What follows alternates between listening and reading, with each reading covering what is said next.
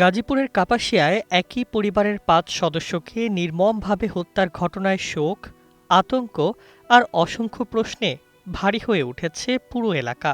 এক রাতে যেন নিশ্চিহ্ন হয়ে গেল একটি পরিবার। ঘরের ভেতর ছড়িয়ে ছিটিয়ে থাকা মরদেহ, ছোট্ট শিশুদের নিথর দেহ আর তার ওপর রাখা অভিযোগপত্র। সব মিলিয়ে ঘটনাটি যেন কোনো বিভীষিকাময় সিনেমার দৃশ্যকেও হার মানিয়েছে। ঈদ আসবে, সাথে ক্যাশব্যাকও আসবে। নিজের বা প্রিয়জনের জন্য কেনাকাটায় এবারও নগদ পেমেন্টে পাচ্ছেন দারুণ ক্যাশব্যাক। তাই যাই কিনুন, পেমেন্ট করুন নগদে।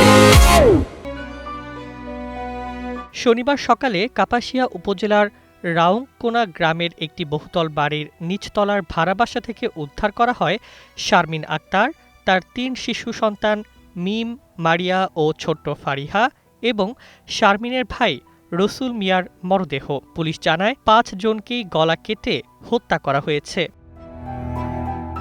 প্রত্যক্ষদর্শীদের ভাষ্য অনুযায়ী দৃশ্যটি ছিল অত্যন্ত হৃদয় বিদারক। ঘরের মেঝেতে পাশাপাশি পড়েছিল ৩ শিশুর লাশ, বিছানার ওপর ছিল রসুল মিয়ার মরদেহ, আর জানালার পাশে হাত মুখ বাঁধা অবস্থায় পড়েছিলেন শারমিন। ঘটনাস্থলে গিয়ে স্বজনরা কান্নায় ভেঙে পড়েন।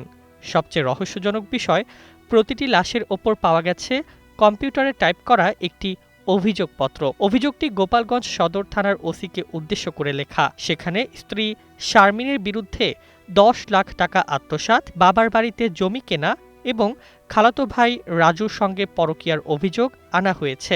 এমনকি ৫ মে স্ত্রী ও তার কথিত প্রেমিক মিলে তাকে মারধর করেছেন বলেও উল্লেখ করা হয়। তবে নিহতের স্বজনরা বলছেন এসব অভিযোগ ছিল পরিকল্পিত নাটক। তাদের দাবি, নিজেকে আড়াল করতে আগেই সাজানো হয়েছিল এই কাহিনী। শারমিনের স্বজনদের অভিযোগ, ফোরকান মিয়া দ্বিতীয় বিয়ে করতে চেয়েছিলেন। এ নিয়ে দীর্ঘদিন ধরেই চলছিল দাম্পত্য কলহ। কয়েক মাস আগে শারমিনকে মারধরের পর তিনি বাবার বাড়িতে চলে গিয়েছিলেন। পরে সন্তানদের কথা ভেবে আবার সংসারে ফেরেন।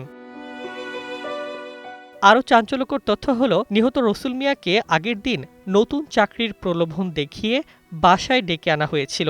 পরিবারের ধারণা, তাকেও পরিকল্পিতভাবে হত্যা করা হয়েছে। পুলিশের সন্দেহ, এই হত্যাকাণ্ডের মূল অভিযুক্ত পরিবারের কর্তা ফোরকান মিয়া। ঘটনার পর থেকেই তিনি পলাতক। স্বজনদের দাবি, হত্যার পর ফোরকান নিজেই ফোন করে বলেছেন, সবাইকে মাইরা ফেলছি, আমাকে আর পাবা না। ইতোমধ্যে সিআইডি, পিবিআই সহ একাধিক সংস্থা ঘটনাস্থল থেকে আলামত সংগ্রহ করছে। পুলিশ জানিয়েছে, ফোরকানকে ধরতে অভিযান চলছে। তবে স্থানীয়দের মনে এখন একটাই প্রশ্ন, কোন ঘৃণা, কোন রাগ, কোন অন্ধ প্রতিশোধ একজন বাবাকে নিজের ৩ শিশু সন্তান সহ পুরো পরিবারকে এভাবে শেষ করে দিতে বাধ্য করল?